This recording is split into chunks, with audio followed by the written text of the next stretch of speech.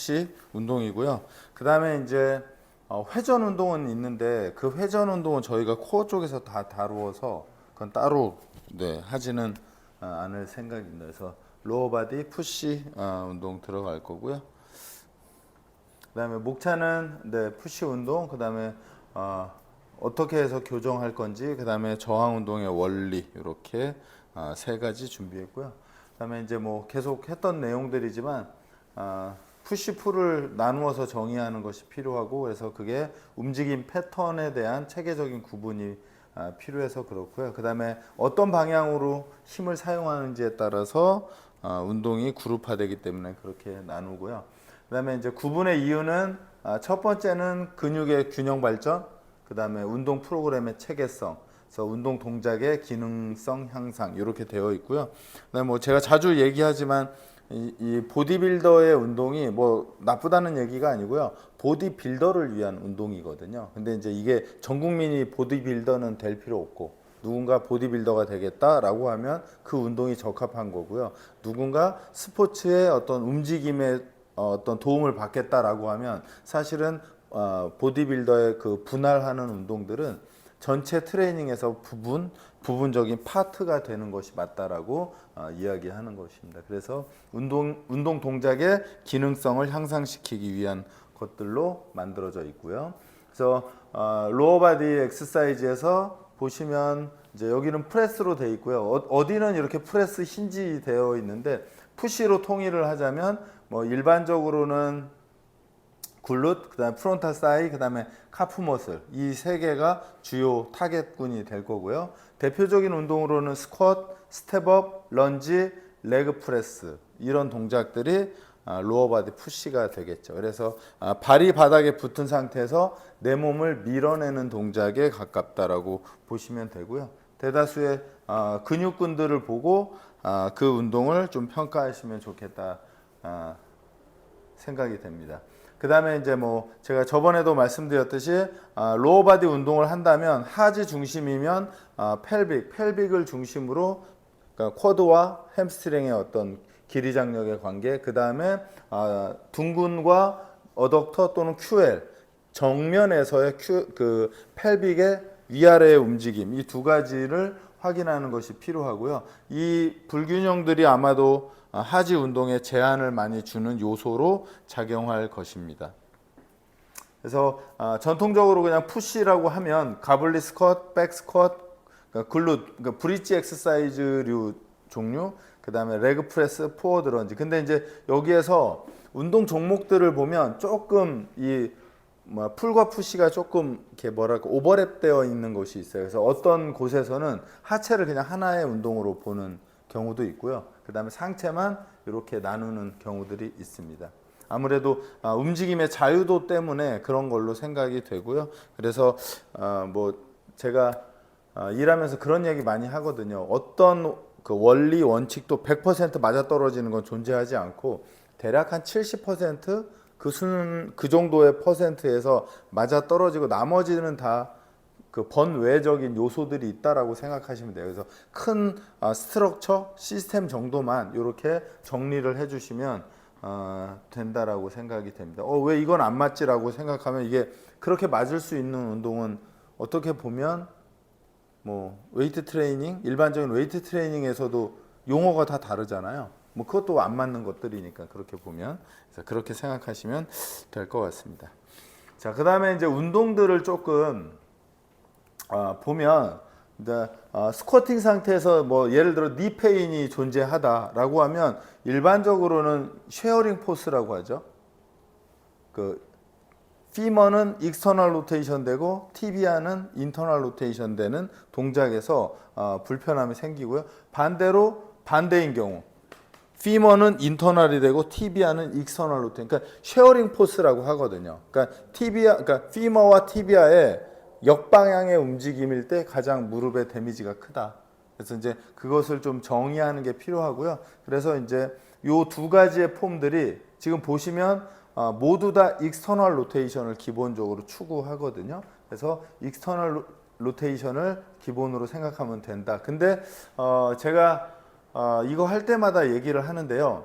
얘를 그냥 익스터널 로테이션이라고 머리에다 딱 집어넣으면 아 스쿼트류는 무조건 익스터널 로테이션이야. 그렇진 않아요. 익스터널 로테이션을 하는 목적은 중립을 잡기 위한 거니까 만약에 파텔라가 발등 위에 풋 위에 정확히 올라와 있다면 또는 ASIS와의 직선 관계가 이루어져 있다면 사실은 그 이상의 익스터널 로테이션은 다시 쉐어링 포스가 걸려요. 그래서 여기서의 키워드는 익스터널 로테이션이 아닌 중립을 잡는다예요. 그 중립을 잡음에 있어서 대체적으로 익스터널 로테이션이 많이 필요하기 때문에 이걸 강조하는 거고 누군가에게는 인터널 로테이션이 강조될 수도 있어요. 그래서 중립이 기본이다라고 생각하시면 되고요. 그 다음에 이제 풋으로 보면 이제 풋 아치가 여기서 보는 것처럼 얘가 발구스가 걸리면 안쪽으로 걸리게 되거든요. 그러다 보니까 그 뭐라고 하죠? 그걸 스트롱맨이라고 하나요? 아니면 뭐 크로스핏 같은 데서 하면 발을 이렇게 그렇게 가르치더라고요. 발을 이렇게 딛고 바깥으로 이렇게 밀어내라고. 얘가 이렇게 바깥으로 밀어내는 게 진짜 정답일까라고 하면 저는 조금 퀘스천은 있어요. 네. 왜냐하면 그게 밀어내지는 거랑 내가 그냥 거길 미는 거랑은 다른 문제거든요. 그래서 어찌 됐거나 여기서의 저는 키워드는 미드풋의 아치에 무게 중심이 올라오는 거예요.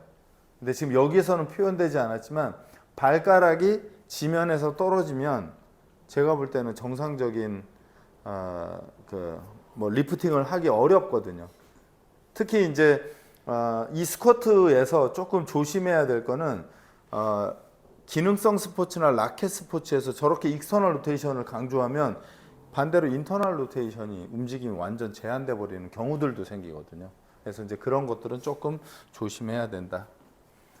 그 다음에 이제 스쿼트에서 보통 이렇게 힙 힌지라고 해서 이렇게 되는 것들은 대략 데드리프트류. 그래서 이제 니 드라이브, 그러니까 힙 드라이브 형태로 이렇게 들어가는 형태가 지금 힙 힌지가 되고요. 우리가 하는 스쿼트는 수직 방향에서 그냥 떨어지는 거니까 이 바벨이 미드풋으로 떨어지는 게 필요하죠. 그래서 데드리프트와 스쿼트의 어떤 구분이 좀 필요하고요. 그래서 저는 대체적으로 데드리프트와 스쿼트 두 개를 봤을 때 사람들이 무엇을 잘 못할까? 무엇을 잘 못하는 것 같아요? 두 개를 놓고 보면 둘 다 못하죠. 둘 다 못하잖아. 근데 스쿼트 하면 이렇게 하는 사람보다는 이렇게 하는 사람이 많잖아요. 그죠? 사실은. 그렇다면 얘가 더 어렵고 힘들다는 거거든요. 저는 이유는 이 스쿼트의 동작이 관절을 조금 더 많이 써요. 얘보다. 그렇죠? 데드리프트는 이 상태로 이렇게 내려가니까 힙 도미넌트니까 힙을 움직여서 스쿼트를 만들고 무릎과 딴 곳은 최소로 움직이는데 얘는 움직임 자체가 비율적으로 딱딱 들어 맞아야 되잖아요. 그래서 좀 더 어려운 것 같아요. 그 다음에 이제 아까도 말했듯이 이제 미드풋에 힘이 들어와야 돼요. 아까 이제 여기는 다 나왔죠. 발가락 5개가 지면을 완벽하게 압박해 줘야 된다. 그러면 전체를 디뎌야 되고요. 그리고 수직선상에서 떨어져야 되고 보통은 이제 뭐 발에 그러니까 뒤꿈치 앞쪽 이렇게. 그래서 스쿼트가 전체적으로 앞쏠림이 생기거나 뒷쏠림이 생길 때는 풋의 움직임에도 문제가 생긴다. 그래서 이따 저희가 실습을 하겠지만 스쿼트 할 때 운동하는 선수나 일반인한테 어디를 집중시킬 것인지 전 되게 중요하다고 보거든요. 근데 이제 그런 경우가 저는 대체적으로는 별로죠. 가슴 펴고 뭐 엉덩이 힘주고 허벅지 힘주고 뭐 발에 힘주고 벌써 그럼 제 머릿속에 3가지를 생각해야 돼요. 가능할까요 이게? 좀 왜냐하면 기본적으로 운동이라는 것을 정의할 때 한 번에 미션을 하나만 주는 거죠. 그게 가장 깔끔하거든요. 그렇다면 예를 들어 몸통 상부, 허리, 중부, 하부 이렇게 했을 때 과연 어디를 집중시킬 것인지. 그러면 선택적으로 그 사람이 예를 들어 상, 중, 하 이렇게 상체, 코어, 하체 이렇게 했을 때 이것 중에 선택적으로 하나를 먼저 잡아놓고 그 다음 쌍으로 넘어가야 되는 거죠. 그래서 아까 말씀드렸듯이 한 번에 3개, 4개의 미션을 주는 건 사실은 이론적으로는 그럴 뿐 전혀 실질적으로 움직일 땐 도움이 되지 않는다. 저는 개인적으로 그렇게 생각해요. 그리고 이제 이런 경우가 일반인들에게 되게 많은 것 같아요. 얼마 전에 제 회원도 스쿼트 하는데 무릎이 바깥으로 나가야 돼요. 근데 나가야죠. 그래서 제가 뭐 병원 뭐 수술 이야기도 했지만 그러니까 트레이너도 무슨 이야기를 했을 때 뭘 하지 마세요라고 하면 이 하지 않는 걸 죽을 때까지 안 해야 되는 건지 또는 일정 부분 안 해야 될 건지를 정해줘야 되거든요. 예를 들어서 그러니까 무릎이 발끝에 나가면 안 돼. 언제까지? 처음부터 끝에 다? 예를 들어서 쿼터 스쿼트나 하프 스쿼트까지는 안 나가겠죠. 그 다음부터 나가야 되는 거니까 그때까지라고 정해줘야 되는데 제가 볼 때는 제가 뭐 누군가를 음해하는 건 아니지만 이게 재활에서 자꾸 출발하다 보니 딥스쿼터는 위험하니까 하프 스쿼트에서 스쿼트를 배우다 보니 니캡이 토우를 지나가면 안 된다고 학습이 된 것 같아요. 그래서 모든 트레이닝이 제가 볼 때는 재활 중심에서 바라보다 보니까 계속 한계를 지어주는 거예요. 그래서 이런 부분들. 그 다음에 이제 상체에서 제일 많이 놓치는 거는 사실 내로우냐 와이드냐 이거는 별로 중요하지 않은 것 같아요. 이 손이 그냥 이렇게 얹혀져 있죠. 그러다 보니까 이 립케이지가 열려버리거나 또는 립케이지가 타이트하게 잡아주지 못하니까 스쿼트를 내려가면 이 트렁크라고 하는 몸이 찌그러져 버리죠. 왜냐하면 얘가 힙 힌지를 만들기 위해서 힙을 강하게 누르고 들어가야 되는데 얘가 흐물흐물한 상태에서 들어가면 등이 이런 식으로 말려버리는 거죠. 그래서 이 손의 역할 또는 스캐플라의 역할이 상부에서 필요한 거죠. 그래서 이런 부분 필요하고요. 그 다음에 이제 손의 위치. 지금 오버하고 언더가 있는데요. 이 손목이 대체적으로 스쿼트 할 때 이렇게 꺾이는 경우들이 많아요. 이렇게 꺾이면 이따 실습하겠지만 이렇게 꺾이면 힘점이 일로 가거든요. 그럼 여기에서 분산돼 버려요. 얘가 이렇게 딱 오버그립을 이렇게 잡으면 여기서부터 연결선상으로 들어가게 되어 있거든요. 그래서 이제 그 동작들을 얘기하는 거고요. 그 다음에 뭐 네로우 스탠스, 와이드 스탠스 뭐 이렇게 있는데 요거는 그 사람의 어떤 형태에 따라서 조금 바꿔가면 될 것 같아요. 대체적으로 뭐 초보자들이 좀 와이드 스탠스에서 시작해서 네로우로 들어오게 되는 것 같아요. 물론 전부는 아니지만 그래서 이렇게 보시면 될 것 같고요. 그 다음에 이제 뭐 네로우 스탠스에서의 모습, 그 다음에 와이드 스탠스의 모습. 이게 아무래도 와이드 스탠스가 네로우 스탠스가 얘가 넓어지잖아요. 그러니까 움직임이 조금 더 어려워지는 것 같아요. 그 다음에 스쿼트에서는 아까 풋에서의 움직임은 조금 전에 설명한 티비아와 피머의 익스터널 로테이션이 동시에 이루어져서 바깥쪽으로 돌아가는 형태가 되어야 하고요. 그래서 트레이너들도 어디서 어떤 걸 배웠는지에 따라서 이렇게 뭐 표현이라고 해야 되나 이게 바뀌는 것 같아요. 이게 재활 쪽에서 온 사람과 트레이닝 쪽에서 온 사람이 서로 약간 비슷한 걸 보지만 좀 다른 것들을 보고 있는 것 같다. 그 다음에 이제 이렇게 풋의 아치가 프로네이션 되면서 무너지는 것들은 아무래도 무릎의 위치랑 관련이 있거든요. 그래서 그 무릎의 위치 확인해야 하고요. 물론 이제 무릎은 괜찮지만 발목 자체가 프로네이션 돼서, 그러니까 예를 들어서 피머와 티비아의 움직임은 괜찮은데 이 나비큘러가 드랍되면서 프로네이션 되는 경우도 있거든요. 이건 좀 구분할 필요가 있죠. 이게 위아래가 동시에 문제가 있는 건지 위는 괜찮은데 발목 자체만 있는 건지 그 구분은 좀 필요하다. 그렇게 보시면 될 것 같아요. 그 다음에 이제 개인적으로는 제가 개인적으로 좋아하는 스쿼트거든요.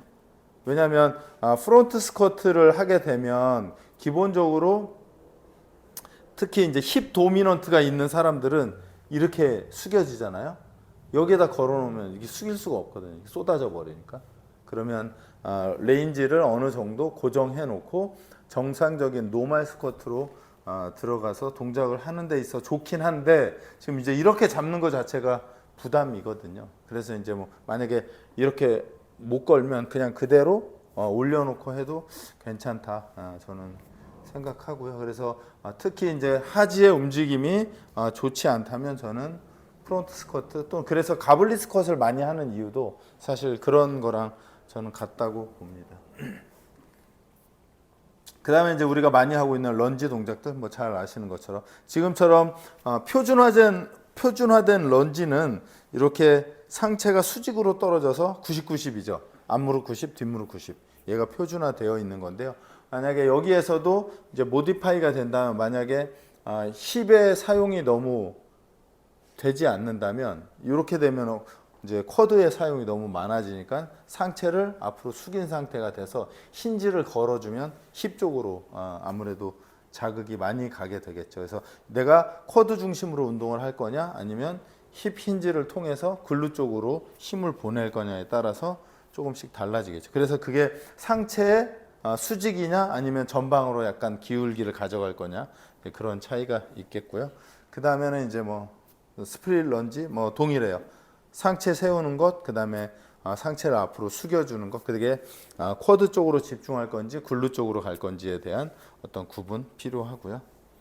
그 다음에 이제 뭐 많이 하는 카프레이즈, 네, 뭐 카프레이즈는 기본적으로 종아리 아래쪽을 뭐 해야 되니까 당연히 종아리 위쪽에 있는 관절들은 모두 고정된 상태여야 하고요. 그 다음에는 이제 이따 실습하겠지만 엄지발가락 중심으로 이 가스롱레미우스의 내측두를 타고 올라오게 해야 됩니다. 그래서 그렇게 잘 안 되는 선수들이 이제 아까 저희 스쿼트에서도 익스터널 로테이션이 생기지만 엄지발가락이 지면을 컨택한 상태여야 하거든요. 그렇지 않으면 새끼발가락으로 넘어가기 때문에 이제 그런 동작들 필요합니다.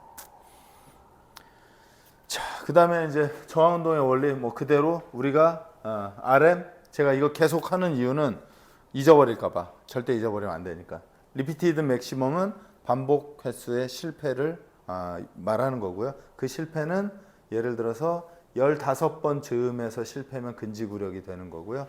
10번 즈음이 되면 근비대, 그 다음에 3번, 4번 즈음이 되면 근력과 파워로 가죠. 그래서 내가 무엇을 만들 건지에 따라서 반복 횟수를 결정해야 하고요. 하지만 초보자가 바로 근력과 파워를 만들 수는 없겠죠. 왜냐하면 리프팅의 자세와 로드를 견디는 연습이 안 되어 있기 때문에 그래서 근지구력부터 시작해서 쭉 이렇게 해서 여기까지 올라와야 해요. 그래서 제가 어디 채널인가 어디선가 제가 인터뷰를 했는데 이 올라오는데 얼마나 걸릴까요? 했을 때 저는 선수 기준 3년 걸렸어요. 예를 들어서 벤치프레스를 못하는 야구 선수가 벤치프레스를 그러니까 일반적인 선수만큼 들어 올리는데 3년 걸. 물론 뭐 기술이나 다른 훈련이 믹스돼서 뭐 에너지 소비가 많아서 그럴 수도 있겠지만 좌우지간 시간은 많이 걸린다예요. 네. 그 다음은 이제 트레이닝의 강도 변화는 반복 횟수, 속도, 그 다음에 세트 수, 트레이닝 무게, 시간, 훈련 강도 이런 것에 의해서 강도가 변화하게 된다. 그 다음에 이제 휴식 시간은 근력, 파워, 근비대, 근지구력에 따라서 각각 달라진다. 그래서 근지구력은 30초 미만, 그 다음에 근비대는 30초에서 1분 30초, 그다음에 파워와 근력은 2분에서 5분이니까요. 한번 리프팅하고 거의 거의 5분 가까이 쉬는 거죠. 그래야 에너지가 찰까 말까가 되는 거니까요.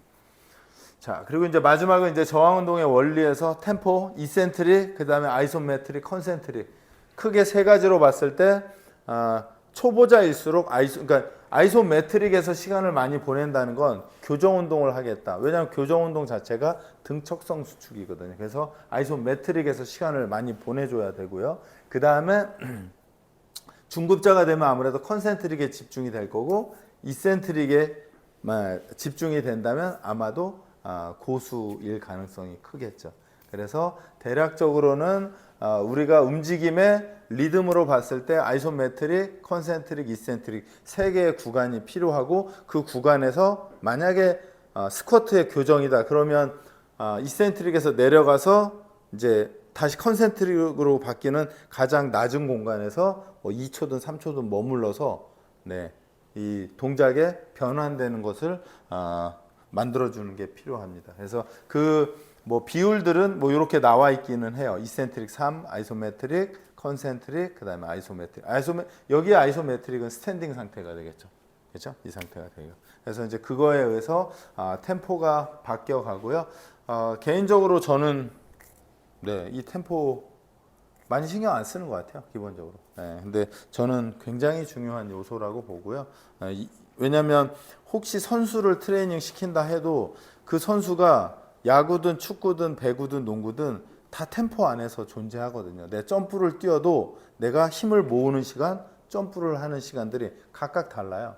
이게 그냥 자동화되게 내 몸에 익숙해지게 만드는 게 필요합니다. 그건 당연히 이런 뭐 트레이닝장에서 저항 운동을 하면서 그 템포가 몸에 익숙해져야 되는 거죠. 그래야 필드에서 가능하게 되겠죠. 네. 여기까지가 로어 바디 푸시에 관련된 부분입니다. 혹시 질문 있으면 질문 받겠습니다. 그 마지막에 그 아이소메트릭 구간에서 초급자들은 2초 정도 이렇게 머물잖아요. 네. 교정을 여기서. 한다거나. 네네. 여기서. 근데 이제 중급자가 고급자가 돼서 좀 더 로드를 더 많이 해서 들어올려야 되면 사실은 이 아이소메트릭 구간은 아모티제이션 구간이 그렇죠. 없어져 버리죠. 없어져. 그렇죠. 그러니까 제로가 돼 버려요. 거기에 존재할 수 없는 시간이 되는 거죠. 그래서 제가 볼 때는 이 아이소메트릭의 시간이 어떻게 보면 요거 하나만 놓고 봐도 초급, 중급, 상급인지를 구분할 수 있을 거예요. 왜냐하면 예를 들어서 3RM 한다. 쓸 수 있어요? 못 써요. 여기서 쓴다고? 쓰면 못 나오는데? 그렇죠. 그래서 제가 볼 때 중상급 넘어가면 사실 아이소메트릭은 없어지는데 그냥 제 느낌엔 초보가 자꾸 중상급 훈련을 하는 거죠. 그러니까 근육에 로딩도 못 주고 그냥 왔다리 갔다리. 네. 제가 볼 땐 그래서 오히려 반대로 지금 질문한 것처럼 아이소메트릭이 키워드가 될 수는 있어요. 초급자들은 그 구간을 빨리 탈피하려고 하는 그런 느낌이 힘드니까. 힘들어서 그래요. 그 구간이 힘드니까. 왜냐하면 이게 근육에 로딩을 주면 엄청 힘들거든요. 그러니까 근육에다 로딩을 안 주고 그냥 바운스로 일어나 버리고 싶은 거예요. 그래야 예를 들어서 10cm를 움직인다면 바운스로 하면 3, 4cm를 그냥 땡큐잖아요. 그러니까 그 나머지 구간만 들면 얼마 안 되니까 편하게 운동을 하게 되는 거죠. 대다수 그렇게 하죠. 질문 있습니다. 네.